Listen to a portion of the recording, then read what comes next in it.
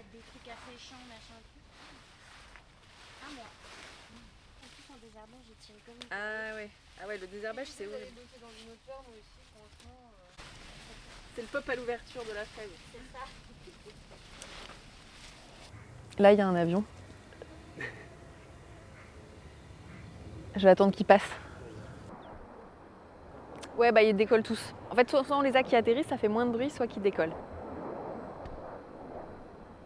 La plaine de Saulx-les-Chartreux, c'est une plaine sur laquelle les maraîchers cultivaient fin 19e et début 20e. Moi je trouvais ça génial de cultiver aussi sur ces terres, toujours pour nourrir les Parisiens.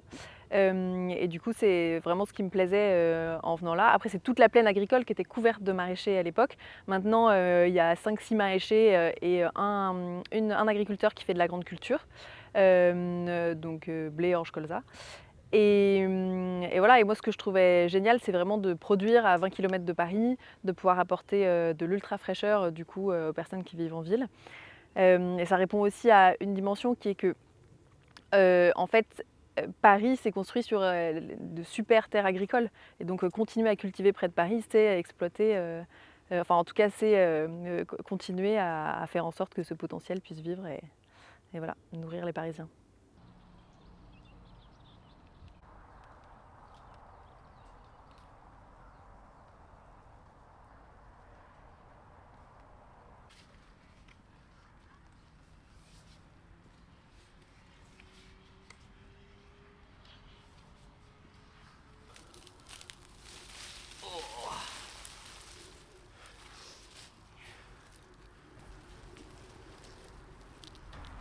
Parce que j'avais vraiment envie de ramener la production au cœur des marchés.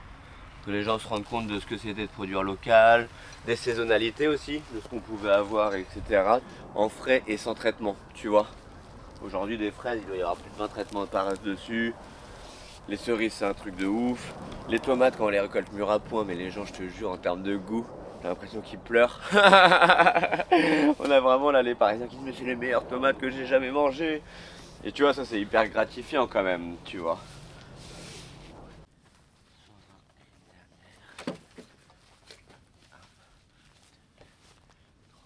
Très très dur de trouver des places de marché. Pareil, beaucoup de naïveté, moi en me disant ah on est producteur, tout le monde va dire mais c'est extraordinaire, venez, etc. On a demandé à Longjumeau, ils ont dit ah il y a trop de vendeurs de légumes, on a demandé à pas mal de villes, ils nous disaient non. Et c'est à partir de là on se dit vraiment bon, on voit qu'on manque quand même de clientèle même en zone proche banlieue et qu'on veut intégrer Paris. Et comme on ne pouvait pas être abonné parce qu'on était avec la coopérative, il n'y avait pas notre nom sur le cabis, c'était un petit schmilblick, c'est la carte de volant qui nous a été proposée. Donc carte de volant, normalement c'est plutôt des vendeurs de, on va dire, casseroles, vêtements qui vont avoir ça et qui peuvent se balader de marché en marché. Mais ils l'ont fait spécialement pour les producteurs. Ce qui est bien parce que normalement on est prioritaire quand même par rapport à d'autres types de ventes.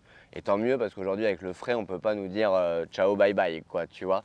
Et il y a aussi, nous on a une vraie régularité par rapport à d'autres commerçants, c'est qu'on va être là toutes les semaines, tout le temps, tout le temps, tout le temps. Et du coup ça a commencé au début le vendredi à Doménil. Donc comme ça on a fait vendredi, samedi, dimanche en marché. Et déjà on a vu une expansion de la clientèle et vraiment une possibilité de faire partir beaucoup plus de légumes. Et à partir de là, à Breuillé, on voyait les limites aussi. Et en mai 2024, du coup, on a attaqué le marché de convention, qui est un très gros marché aussi. Et c'est super Paris parce qu'au final, et les marchés, parce que tu as cette base de clients qui passent. Tu vois, qui passent, qui passent, qui passent, tu peux alpaguer.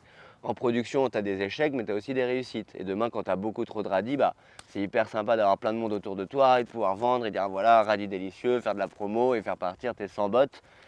Que la vente à la ferme, c'est que des gens qui connaissent déjà et qui vont pas t'acheter en plus. Ils ont déjà l'idée de leur panier, déjà ils sont quand même entre guillemets presque solidaires, tu vois, parce qu'ils viennent spécialement pour toi juste acheter des légumes et après ils vont faire les autres magasins. Donc c'est déjà une démarche importante.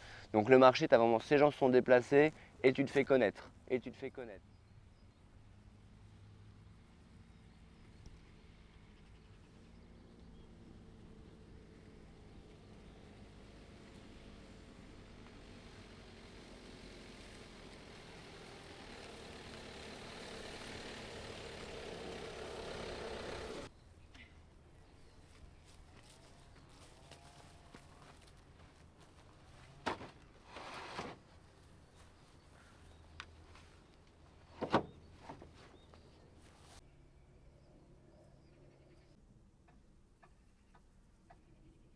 Alors les méthodes d'agriculture bio-intensive, donc vraiment qui sont focalisées sur le fait de produire beaucoup sur petite surface, elles ont plusieurs avantages. L'avantage numéro 1, c'est qu'il y a besoin de peu d'investissement du coup par rapport à des tracteurs et toutes les machines qu'il faut acheter. Là on a besoin que d'un motoculteur, une grelinette et voilà, donc et des outils à main.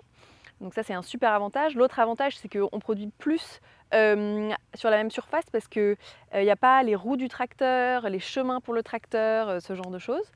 Et comme on va être à la main aussi, on va apporter plus de soins à toutes nos cultures. Parce que quitte à avoir préparé une planche à la main, à l'avoir semée à la main, à l'avoir désherbée à la main, il y a un moment, on a vraiment envie que ça réussisse. Du coup, voilà, on y porte plus d'attention et ça permet normalement des meilleurs résultats.